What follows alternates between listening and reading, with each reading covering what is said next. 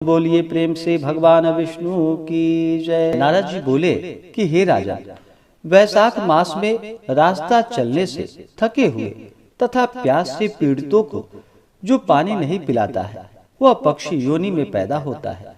यहाँ ही ब्राह्मण एवं शिवकेली के संवाद स्वरूप परम आश्चर्य लोग कहते हैं। पूर्व काल में इक्ष्वाकु वंश में हेमांग नामक राजा हुआ। वह बड़ा ही ब्राह्मणों का भक्त एवं उनकी निंदा न करने वाला था। अपने शत्रुओं को जीत लेने वाला तथा जितेंद्रिय था। पृथ्वी पर जितने भूमि के कण हैं, जितने जल बिंदु हैं एवं आकाश में जितने तारे हैं, उतनी गायों को इसने दान किया। इसने उन्मोत्तम यज्ञ किए तथा उन यज्ञीय कुशों से पृथ्वी पवित्र कुशाओं से युक्त शोभा वाली थी और गौ, भूमि, तिल, स्वर्ण आदि सब द्रव्यों से अनेक ब्राह्मणों को संतुष्ट किया। ऐसा कोई दान नहीं था जिसे उसने नहीं दिया, ऐसा मैंने सुना था।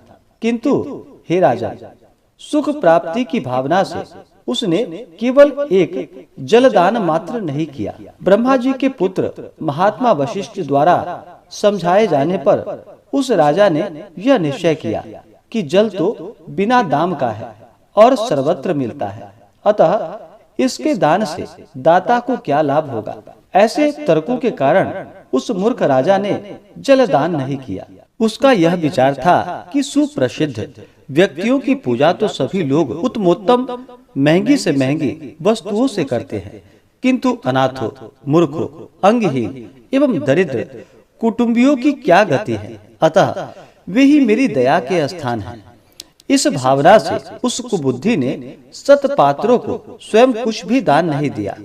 उस महापाप के कारण वह 3 जन्म तक चातक, 1 जन्म में गिद्ध तथा 7 जन्म तक कुत्ता की योनियों में पैदा हुआ।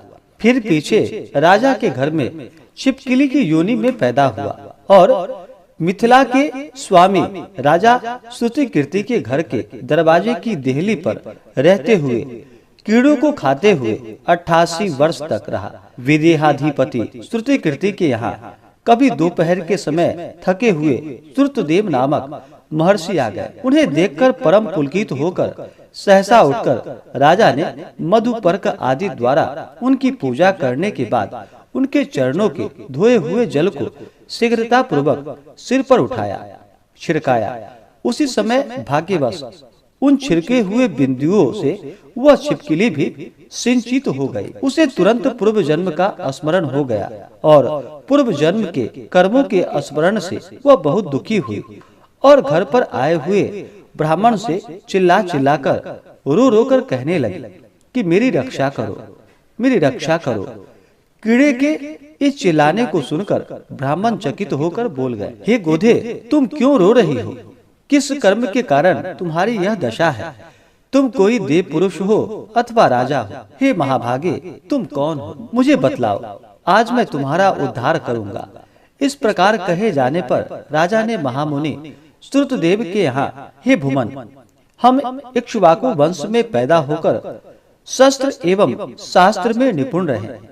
पृथ्वी के जितने कण हैं एवं जल की जितने बूंदे हैं तथा आकाश में जितने तारे हैं, उतनी गौएं मैंने दान में दी है।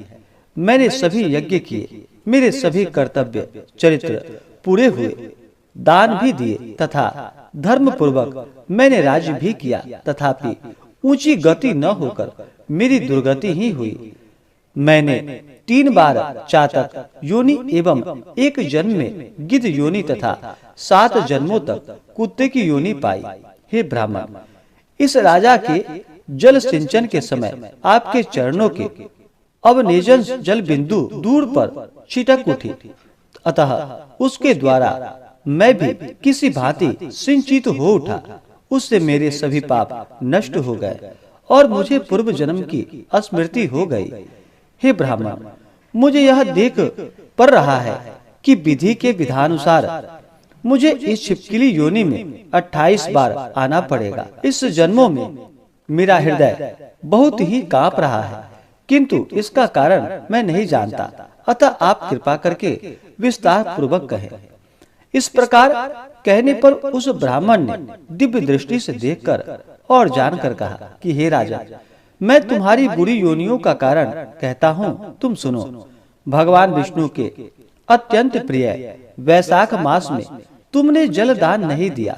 जल सर्वत्र सुलभ है, यह मानकर तुमने यह निश्चय किया कि इसके दान में कोई महत्व नहीं है। अतः अज्ञानवश गर्मी के दिनों में भी ब्राह्मणों एवं पथिकों को नहीं दिया तथा सुयोग्य पात्र को दान न देकर जलती हुई आग को छोड़कर राख में हवन नहीं किया जाता है। हे पृथ्वी पते, कांटेदार वृक्ष की सेवा लोग नहीं करते, किंतु शास्त्रों में पूजा के लिए उनकी प्रशंसा है। वृक्षों में विशिष्ट होने के कारण पीपल पूजा की योग्य हो गया। तुलसी को छोड़कर भटकैया की पूजा क्यों नहीं की जाती? किसी की भी अनाथता पूजा की प्रायोजिका नहीं हो सकती। पंगु आदि जो भी अनाथ हैं, वे केवल दया के पात्र हैं। तपोनिष्ठ, ज्ञाननिष्ठ एवं वेद शास्त्रों में निपुण व्यक्ति विष्णु स्वरूप होते हैं, अतः वे सदा पूजा के योग्य हैं। दूसरे कोई भी कभी भी नहीं। उनमें भी विष्णु भगवान के सदा एवं अत्यंत प्रिय ज्ञानी हैं। और हे राजा, ज्ञानियों को सदा भगवान विष्णु ही प्रिय है, अन्य कुछ या कोई नहीं। इसलिए ज्ञानी पुरुष सदा पूजा के योग्य है और वह पूज्यों से अधिक पूज्य कहा गया है।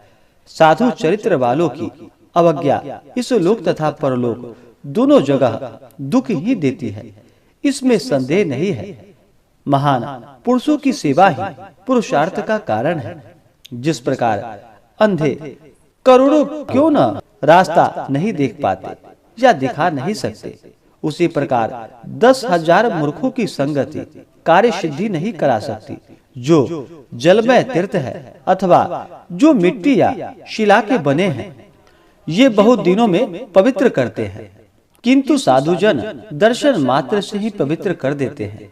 भली भांति पढ़े लिखे या जाने बुझे लोग साधु सेवा के कारण ही कहीं भी कष्ट नहीं पाते, या जिस प्रकार देवता लोग अमृत पान करने से जन्म, बुढ़ापा एवं मृत्यु की पीड़ा से पीड़ित नहीं होते, उसी प्रकार साधु सेवी भी जन्म, मरण आदि दुखों के हाथ में नहीं जाते। तुमने तो न जल ही दान दिया, न तो साधुओं की सेवा ही की। इसलिए हे इक्ष्वाकु नंदन, तुम्हारी यह गति है। वैशाख में किए गए अपने एक दिन के कर्मों को मैं तुम्हें शांति के लिए दे रहा हूँ, जिससे पीछे की तुम्हारे सभी कर्म समूह उत्तम बन जाए और तू विजयी हो। यह कहकर हाथ में जल लेकर अपने सर्वश्रेष्ठ पुण्य को दे दिया। जो ही उस ब्राह्मण ने अपनी एक दिन के किए हुए स्नान का पुण्य उसे दिया, तो देते ही उसके प्रताप से राजा के समस्त पाप नष्ट हो गए और वे छिपकली का भयंकर रूप छोड़कर तुरंत पुरुष रूप में दिखाई पड़ने लगे। उसी समय दिव्यमाला, वस्त्र एवं भूषणों को प्राप्त कर स्वर्गीय विमान पर चढ़कर राजा मिथिलापति के घर के भीतर ही सबके देखते ही देखते दोनों हाथ जोड़कर तथा अपनी परिक्रमा एवं प्रणाम करके सबसे आज्ञा लेकर वह राजा स्वर्ग को चला गया। उस समय देवता उसकी स्तुति कर रहे थे। महातेजस्वी दिव्य रूपी वह राजा अप्सराओं से सेवित यहाँ निश्चिंत होकर 10,000 वर्ष तक उत्तम भोगों को भोगता रहा। वही इक्ष्वाकु वंश में महाप्रभु काकुत्स नाम में पैदा हुए। वह सातों द्वीप वाली पृथ्वी का पालन करने वाला ब्राह्मण भक्त था।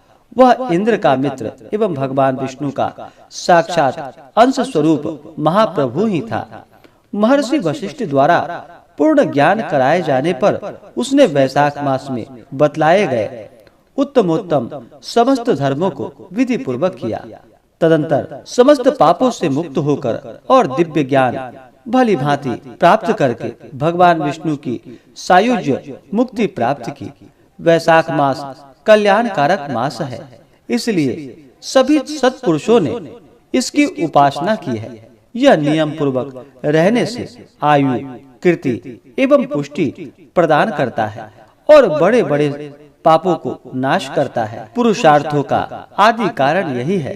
इसमें संदेह नहीं कि भगवान विष्णु इससे प्रसन्न रहते या होते हैं। चारों वर्ण, चारों आश्रम व्रती समस्त मनुष्यों को भगवान के प्रिय वैशाख मास में महान धर्म का पालन करना ही चाहिए। इस प्रकार से श्री स्कंद पुराणीय वैशाख महात्म्य में नारद एवं अम्बरीश के संवाद में गृह गोधी काख्य नामक 6वां अध्याय पूर्ण हुआ। तो बोलिए प्रेम से भगवान विष्णु की जय, माता लक्ष्मी की जय।